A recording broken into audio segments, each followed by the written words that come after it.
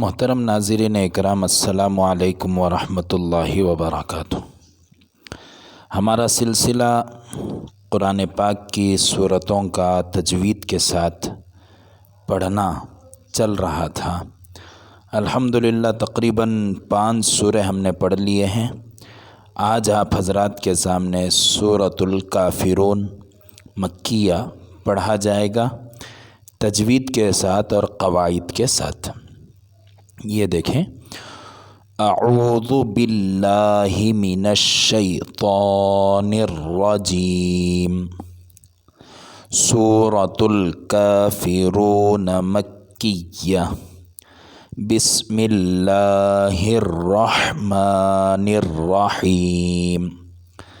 اکثر طور پر جو غلطیاں عوام کرتی ہیں اس کی بھی نشاندہی الحمدللہ ہم نے پچھلی صورتوں میں کی ہے کہ کس طریقے سے غلطیاں کرتی ہیں۔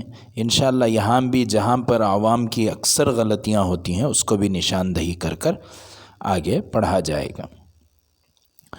بسم اللہ الرحمن الرحیم، قل یا ایہا الکافرون لا اعبد ما تعبدون ولا انتم عابدون ما اعبد ولا انا عابد ما عبدتم ولا انتم عابدون ما اعبد لکم دینکم ولی دین۔ ایک مرتبہ اور آپ حضرات کے سامنے پڑھوں، غور سے دیکھیں۔ قل یا ایہا الکافرون لا اعبد ما تعبدون ولا انتم عابدون ما اعبد ولا انا عابد ما عبدتم ولا انتم عابدون ما اعبد لکم دینکم ولی دین۔ اس کا اجرا آپ حضرات کے سامنے جیسا پچھلی صورتوں میں اجرا کیا گیا تھا ایسے ہی اس کا بھی اجرا کیا جائے گا۔ غور سے دیکھیں اور اس بات کی کوشش کریں کہ قرآن پاک کو ہم لوگ صحیح پڑھیں اور پورے قواعد کے ساتھ، اجرا کے ساتھ یعنی گرامرز کے ساتھ ہم لوگ پڑھنے کی کوشش کریں۔ یوٹیوب چینل سے یہی چاہا جا رہا ہے کہ آپ حضرات اور ہم سب قرآن پاک کو اس کے حق کے ساتھ پڑھا کریں۔ بہرحال قل یا ایہا الکافرون کا اجرا حروف مدہ کے بعد یعنی کھڑا زبر ہے، حمزہ حروف مدہ کے بعد حمزہ اسی دوسرے کلمے میں ہے۔ یہاں پر مد کو 3 الف یا 4 الف کی مقدار کھینچ کر پڑھا جائے گا۔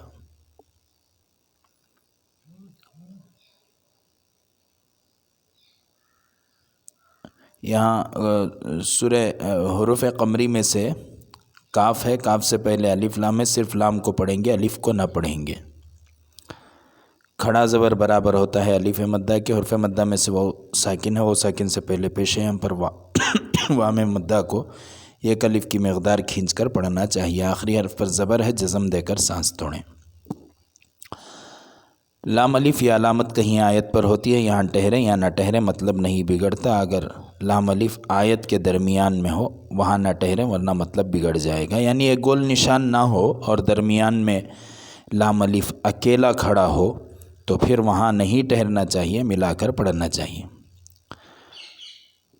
حروف مدہ کے بعد حمزہ دوسرے کلمے میں ہے، یہاں پر مد کو 4 الف کی مقدار کھینچ کر پڑھنا چاہیے، اس کو مد منفصل کہتے ہیں۔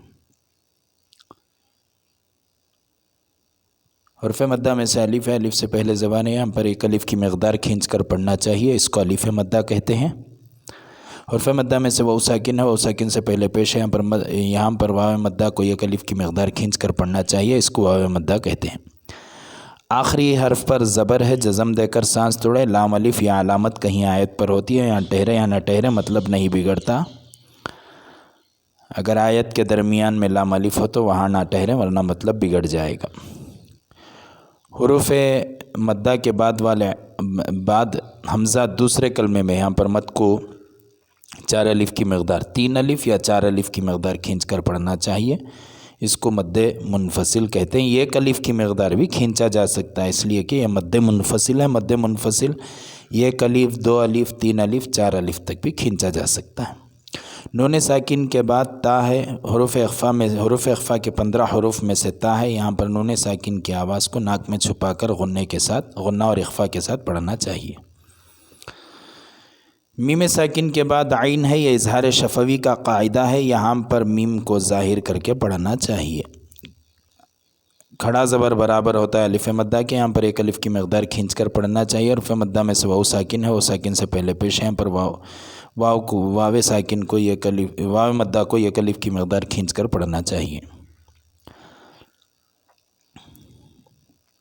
حروف مدہ کے بعد حمزہ دوسرے کلمے میں ہے، یہاں پر مد منفصل کا قاعدہ ہے، یہاں پر مد کو 4 الف کی مقدار کھینچ کر پڑھنا چاہیے، اس کو مد منفصل کہتے ہیں۔ یہ جو الف کی طرح کا جب حمزہ آتا ہے تو اسے مد منفصل کہیں گے، اگر عین کی طرح کا حمزہ آتا ہے تو اسے مد متصل کہیں گے، اور مد کے بعد اگر دیکھا جائے کہ وہاں پر تشدید یا جزم ہو تو پھر اسے مد لازم کہیں گے، اس مد کو کھینچنا ضروری ہے۔ اس مد کو 1 الف، 2 الف، 3 الف، 4 الف تک بھی کھینچا جا سکتا ہے۔ آخری حرف پر پیش ہے، جزم دے کر سانس توڑیں۔ جیم، یہاں ٹھہرنا جائز ہے، ٹھہرنا اور نہ ٹھہرنا دونوں جائز ہے۔ لام الف، یہاں حروف مدہ کے بعد حمزہ اس دوسرے کلمے میں، یہاں پر مد منفصل کا قاعدہ ہے، یہاں پر مد کو 4 الف کی مقدار کھینچ کر پڑھنا چاہیے، اس کو مد منفصل کہتے ہیں۔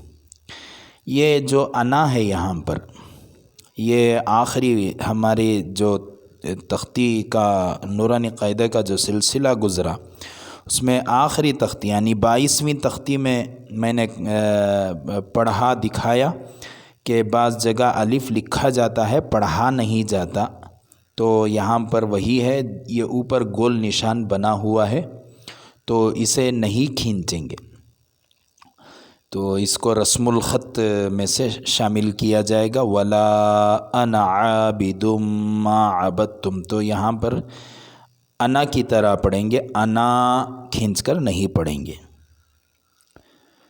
حرف مدہ میں سے الف ہے، الف سے پہلے زبر ہے، یہاں پر ایک الف کی مقدار کھینچ کر پڑھنا چاہیے۔ تنوین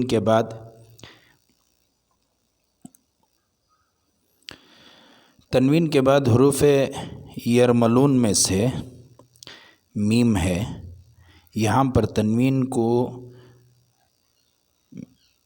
غنّے کے ساتھ پڑھنا چاہیے، اس کو ادغام مع الغنّہ یا ادغام ناقص کہتے ہیں۔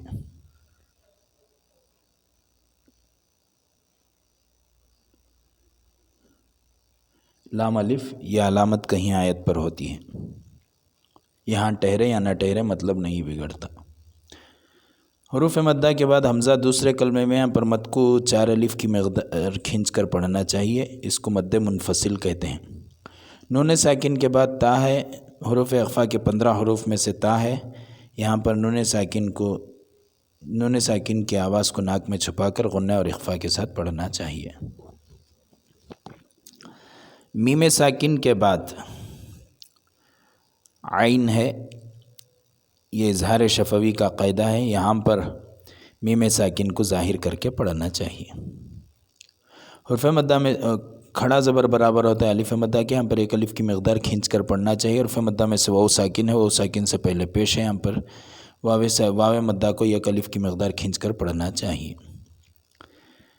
حرف مدہ کے بعد حمزہ دوسرے کلمے میں، یہاں پر مد منفصل کا قاعدہ ہے، یہاں پر مد کو 4 الف کی مقدار کھینچ کر پڑھنا چاہیے، اس کو مد منفصل کہتے ہیں۔ آخری حرف پر پیش ہے، جزم دے کر سانس توڑیں۔ تو وقف مطلق کی علامت ہے، یہاں پر ٹھہرنا چاہیے۔ میم ساکن کے بعد دال ہے، یہ اظہار شفوی کا قاعدہ ہے، یہاں پر میم ساکن کو ظاہر کر کے پڑھنا چاہیے۔